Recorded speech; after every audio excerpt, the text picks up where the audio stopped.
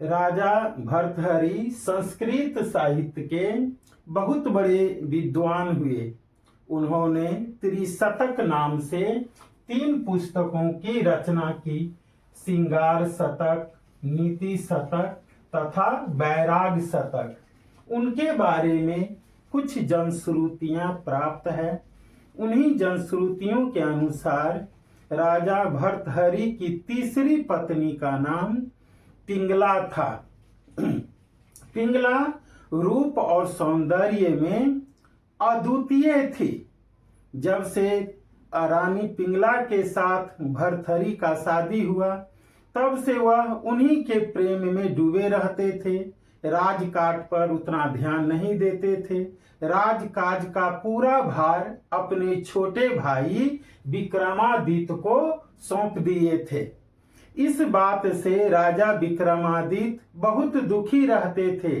वह मन ही मन सोचते थे, ये इस तरह से शत्रु हमारे राज पर अधिकार कर लेगा। इसी बात को लेकर राजा विक्रमादित्य बहुत चिंतित रहते थे। एक दिन उनको अपने गुप्तचरों से पता चला कि रानी पिंगला का किसी दूसरे व्यक्ति के साथ गुप्त संबंध है। राजा विक्रमादित्य ने इस बात की जांच पड़ताल शुरू की, तो उन्हें पता चला कि रानी पिंगला अपने ही सेनापति चंद्रचूड़ से मिलने जाती है। एक रात्रि विक्रमादित्य ने देखा कि रानी पिंगला घोड़े पर बैठ के कहीं जा रही है। दूसरे रात भी जब रानी पिंगला घोड़े पर बैठकर जाने के लिए तैयार हुई, उसी समय विक्रमादित्य वहां पहुंच गए और उन्होंने अपने भाभी रानी पिंगला को बहुत समझाया बुझाया और कहा, जो भैया आप पर इतना आंख मूंदकर प्रेम करते हैं, इतना विश्वास करते हैं, यह बात ठीक नहीं है।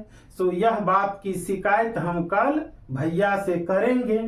इस बात पर नाराज होके रानी पिंगला ने रात्रि में ही राजा भर्तहरि के पास गई और विक्रमादित्य के बारे में बोली, जो आपके छोटे भाई विक्रमादित्य का मुझ पर गलत नजर है। इस बात से नाराज होकर जब कल होके दरबार लगा, राजा विक्रमादित्य ने जब अपनी भाभी पिंगला की शिकायत राजा भर्तहरि से किए, तो राजा भर्तहरि ने उन्हें ही डांटते हुए कहा कि मुझे सब पता है, रात्रि में ही रानी पिंगला ने मुझे तुम्हारे बारे में बता दी है कि तुम्हारी गलत नजर भाभी के ऊपर है। माता समान भाभी पर गलत नजर रखने के कारण मैं तुम्हें मृत्यु दंड देता हूँ।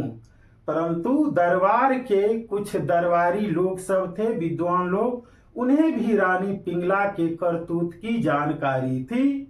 उन्होंने राजा विक्रमादित्य का बचाव किया और उनके बचाव में बोला, महाराज, बड़े भाई का छोटे भाई को खुद मृत्यु दंड देना यह अच्छी बात नहीं है, ये शास्त्र संगत नहीं है।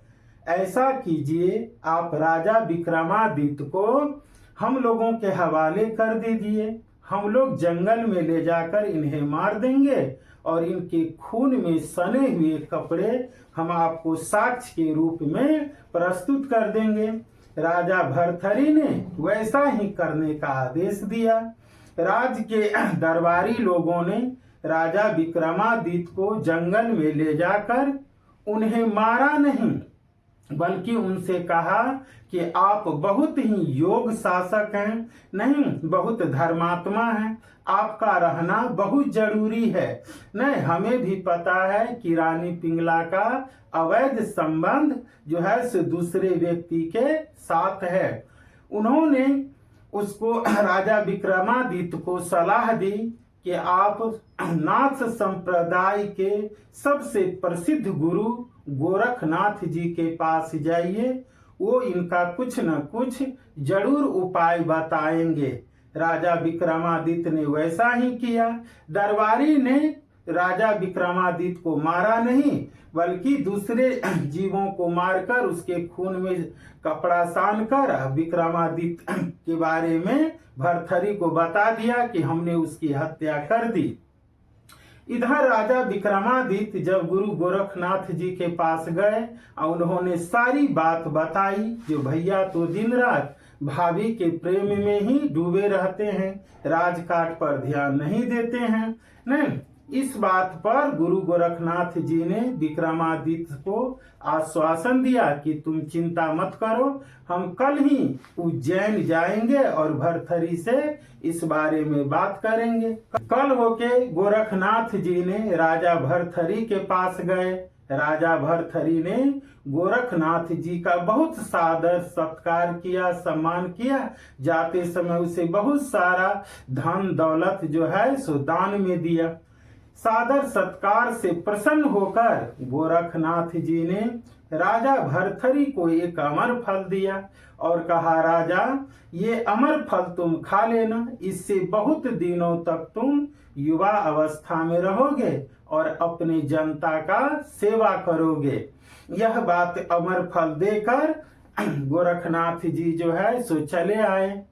चूंकि राजा भर्तृहरि रानी पिंगला से बहुत प्यार करते थे, उसने सोचा यदि यह अमर फल हम खा लेंगे तो हम तो युवा रहेंगे और रानी पिंगला बूढ़ी हो जाएगी, तो बात नहीं बनेगी। उसने वह फल खुद न खाकर रानी पिंगला को जो है सो दे दिए। रानी पिंगला राज्य के ही सेनापति चंद्रचूड़ से प्रेम करती थी। उसने सोची यदि यह फल हम खा लिए तो हम युवा रहेंगे और हमारा प्रेमी चंद्रचूड़ बूढ़ा हो जाएगा, फिर काम गड़बड़ा जाएगा। उसने वह फल चंद्रचूड़ को दे दी। चंद्रचूड़ राज्य की सबसे प्रसिद्ध गणिका से प्यार करता था। नृत्य संगीत के साथ साथ वेश्यावृत्ति की काम करने वाली महिला को गणिका कहा जाता था। तो चंद्रचूड़ राज्य की सबसे प्रसिद्ध गणिका से प्रेम करता था। उसने सोचा यदि अमर फल हम खा लेंगे तो हम तो युवा रहेंगे और गणिका बूढ़ी हो जाएगी, नहीं फिर काम नहीं बनेगा। तो उसने वह फल गणिका को दे दी। गणिका जब वह फल प्राप्त की तो उसने सोची यदि यह फल हम खा लिए तो हम यौवना अवस्था में रहेंगे, हम तो गणिका हैं, तरह तरह के लोग मेरे पास आते हैं और हमारे शरीर का जो है शोषण करते हैं, इसीलिए हम अधिक दिनों तक यौवना अवस्था में नहीं रहना चाहते हैं। यह फल हम अपने राजा को दे देंगे, हमारे राजा बहुत अच्छे हैं, अगर वह खा लेते हैं और युवा रहते हैं तो बहुत दिनों तक प्रजा की सेवा करेंगे। कल होके रानी जो है सो गणिका वह फल अमर फल राजा भर्तृहरि को दी। इससे राजा भर्तृहरि बहुत ही आश्चर्यचकित हुए। उसने रानी पिंगला को बुलाया और उससे सख्ती से पूछा गया तो रानी पिंगला ने अपना जुर्म स्वीकार कर ली और उसने एक्सेप्ट कर ली जो हम राज्य के सेनापति चंद्रचूड़ से प्रेम करते हैं। जब चंद्रचूड़ को बुलाया गया तो पहले तो उसने आनाकानी की, लेकिन जब उसे डराया धमकाया गया और सख्ती से पूछा गया तो उसने यह बात स्वीकार कर ली। जब सारा रहस्य राजा भर्तृहरि के सामने प्रकट हो गया तो राजा भर्तृहरि को बहुत दुख हुआ। उनके मन में राजपाट से मोह भंग हो गया और उसने वैराग धर्म क्या कर ली, स्वीकार कर ली। अपना राजपाट उज्जैन का राजपाट अपने छोटे भाई विक्रमादित्य को सौंपकर वह सन्यासी जीवन व्यतीत करने लगे।